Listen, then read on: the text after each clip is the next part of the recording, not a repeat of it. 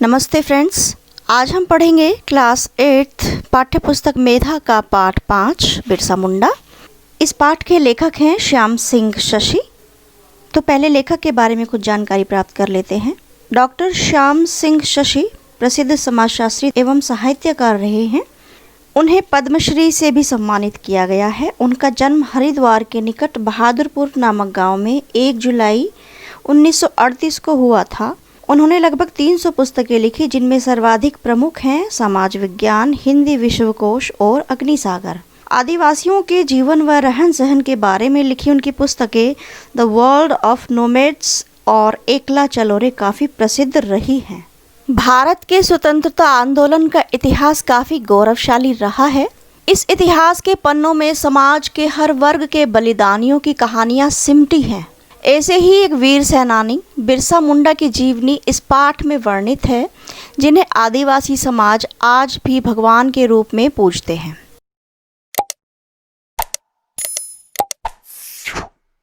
लेखक पाठ में लिखते हैं कि आज हमारा देश स्वाधीन है। स्वाधीन से तात्पर्य आज़ाद है। इस स्वाधीनता के लिए देश ने कितने ही लोगों ने न जाने कितने कष्ट सहे। कुछ फांसी के फंदे पर लटके तो कुछ जेल में यातनाएं सहते रहे। यातनाएं से तात्पर्य दर्द, दुख, जो जेल में प्रताड़नाएं दी जाती हैं उनको सहते रहे। कुछ लोगों को काला पानी की सज़ा हुई और उन्हें मांडले जेल भेज दिया गया। हमारी आज़ादी की लड़ाई बहुत लंबी चली।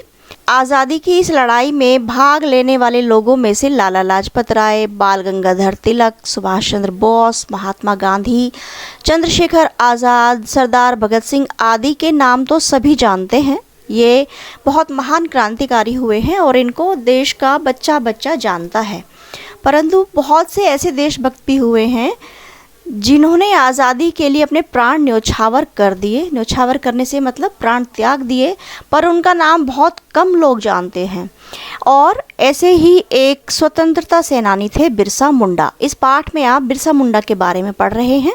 मुंडा एक प्रकार के आदिवासी लोग हैं जो झारखंड, मध्य प्रदेश, छत्तीसगढ़ और ओडिशा के जंगलों में बसे हुए हैं। मुंडा लोग प्राय छोटी छोटी बस्तियों में रहते हैं और इनके घर अधिकतर मिट्टी तथा बांस के बने होते हैं। जिस प्रकार के घरों में हम रहते हैं, सीमेंट और ईंटों के बने हुए मकान, पक्के मकान, इनके ऐसे मकान नहीं होते। ये मिट्टी और बांस के बने हुए मकानों में रहते हैं। अधिकांश ये अपने घरों का निर्माण स्वयं ही किया करते हैं और ये बहुत ही सरल स्वभाव के और मेहनती लोग होते हैं। ऐसे ही एक मुंडा परिवार में बिरसा मुंडा का जन्म 15 नवंबर 1875 को हुआ था। उनका जन्म उलीहातू नामक गांव में हुआ था और यह गांव झारखंड राज्य में खूंटी के समीप पड़ता है। उनके पिता का नाम सुगना मुंडा और माता का नाम करनी हातू था। बिरसा का बचपन अन्य साधारण बालकों की ही भांति बीता। वे माता पिता के काम में हाथ बटाते। कुछ समय बाद उन्होंने स्कूल छोड़ दिया। कुछ पारिवारिक जिम्मेदारियों और परेशानियों के कारण उन्होंने स्कूली शिक्षा छोड़ दी। धीरे धीरे बालक बिरसा जवान हो गए। वे बड़े ही बुद्धिमान और तेज तरार निकले। जवान होने पर वे, जैसे बालक सामान्य बालपन था उनका, वैसा बड़े होने पर वो बहुत तेज तरार और अक्लमंद हो गए। उनका डील डोल बॉडी स्ट्रक्चर को कहते हैं। बड़ी अच्छी कद काठी थी उनकी। बिरसा अब समाज सेवा में रुचि लेने लगे थे। मुंडा समाज धीरे धीरे उनकी ओर आकर्षित होता गया और समाज में उनका प्रभाव और आदर बढ़ता गया। जैसे जैसे वो बड़े हुए और वो बहुत बुद्धिमान हो गए, उनका जो शारीरिक विकास था वो बहुत अच्छे प्रकार से हुआ, तो पूरे मुंडा समाज में उनका प्रभाव बढ़ गया और सभी मुंडा लोग उनकी इज्जत करने लगे, उनका आदर करने लगे। मुंडा लोग यहाँ तक मानने लगे कि उन्हें कोई सिद्धि प्राप्त है, कोई दैवीय शक्ति उन्हें प्राप्त है और उनके हाथ फेरने पर से बीमार आदमी भी ठीक हो जाता है। आदिवासी लोग उन्हें अब धरती बाबा कहकर पुकारने लगे थे। अर्थात बिरसा मुंडा का प्रभाव समाज में इतना बढ़ गया कि लोग उन्हें धरती बाबा कहकर पुकारने लगे थे। उन दिनों देश भर में आज़ादी की लहर फैलती जा रही थी। देश के अलग अलग भागों में बसे आदिवासियों ने भी स्वतंत्रता आंदोलन में भाग लेना शुरू कर दिया। मुंडा समाज भी जागरूक हो चुका था, क्योंकि बिरसा मुंडा बहुत जागरूक व्यक्ति थे और वो अपने समाज में आज़ादी के प्रति जागरूकता फैलाया करते थे।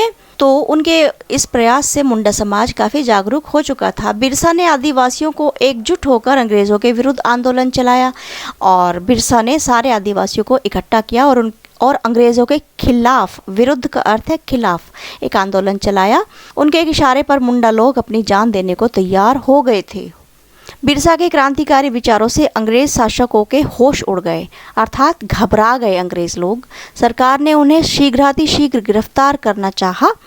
बहुत जल्दी सरकार उन्हें गिरफ्तार करना चाहती थी। अंग्रेज शासकों को लगातार चकमा देते रहे, परंतु बिरसा लगातार अंग्रेज़ों को चकमा देते रहे, धोखा देते रहे। लेकिन 8 अगस्त 1895 को वो घर में सोते हुए गिरफ्तार कर लिए गए, परंतु 8 अगस्त को गिरफ्तार हो गए मुंडा। जिस समय सिपाही उन्हें हथकड़ी पहनाकर जेल ले जा रहे थे, उस समय हज़ारों लोगों की भीड़ उन्हें देखने को जमा हो गई थी। बिरसा और उनके साथियों पर लूटपाट का अभियोग लगाया गया। अभियोग से तात्पर्य है झूठा आरोप लगा देना, और उन्हें 2 वर्ष की सज़ा हो गई। उन्हें हजारीबाग जेल में रखा गया। जेल में बिरसा बहुत शांत रहते थे। वहाँ भी वे अपने समाज और आंदोलन की भावी योजनाएं बनाते रहते थे। भावी योजनाओं से तात्पर्य भविष्य की योजनाएं। और 30 नवंबर 1897 को क्रांतिकारी बिरसा जेल से रिहा कर दिए गए। मुंडा समाज के लिए वह दिन बेहद खुशी का था और वे बिरसा के दर्शन के लिए उमड़ पड़े।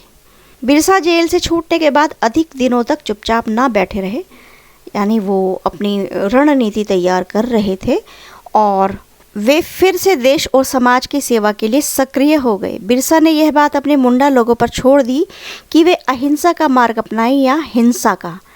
ये बिरसा मुंडा ने अपने समाज के लोगों पर ही ये निर्णय छोड़ दिया कि आप अहिंसा के द्वारा आज़ादी अपनाने के पक्ष में हैं या हिंसा के द्वारा। परंतु बिरसा स्वयं अहिंसा के पक्ष में थे। अंग्रेजों ने फिर उन्हें अपराधी घोषित कर दिया और बिरसा भूमिगत हो गए। भूमिगत होने से तात्पर्य छिप गए, पकड़ में नहीं आए। वे छिपकर ही गुप्त बैठकें करते और क्रांतिकारियों का मार्गदर्शन करते, उन्हें दिशा निर्देश देते। छिपकर ही गुप्त बैठकें किया करते थे और मार्गदर्शन अपने समाज का किया करते थे। 3 मार्च 1900 को चक्रधारपुर झारखंड से बिरसा फिर से गिरफ्तार कर लिए गए और उन्हें रांची जेल में डाल दिया गया। जेल में उनका स्वास्थ्य खराब रहने लगा, क्योंकि जेल की आबोहवा, वातावरण और खाना पीना उनके स्वास्थ्य के अनुकूल नहीं था, जिससे वे बहुत बीमार होने लगे और उन्हें हैज़ा हो गया। जेल में ही बिरसा का इलाज कराया गया, किंतु उनका स्वास्थ्य नहीं सुधरा, उनके स्वास्थ्य में कोई सुधार नहीं आया। अंततः 9 जून 1900 को बिरसा इस संसार से विदा हो गए और आखिरकार 9 जून 1900 में बिरसा मुंडा की मृत्यु हो गई। बिरसा मुंडा अब हमारे बीच नहीं रहे, परंतु वे आज भी आदिवासियों के बीच जीवित हैं। वे उन्हें भगवान मानकर पूजते हैं। आदिवासी आज भी बिरसा मुंडा को भगवान मानते हैं। बिरसा मुंडा की याद में रांची में उनकी समाधि बनी है, वहीं पर उनकी विशालकाय प्रतिमा भी लगाई गई है और बिरसा मुंडा की विशालकाय प्रतिमा उनकी समाधि के पास ही रांची में स्थापित की गई है। तो विद्यार्थियों, यह था पाठ बिरसा मुंडा। आशा करती हूँ आपको समझ में आया होगा और आप इस कहानी से ज़रूर कुछ प्रेरणा लेंगे और राष्ट्रहित में ही अपने कार्यों का संपादन करेंगे। धन्यवाद।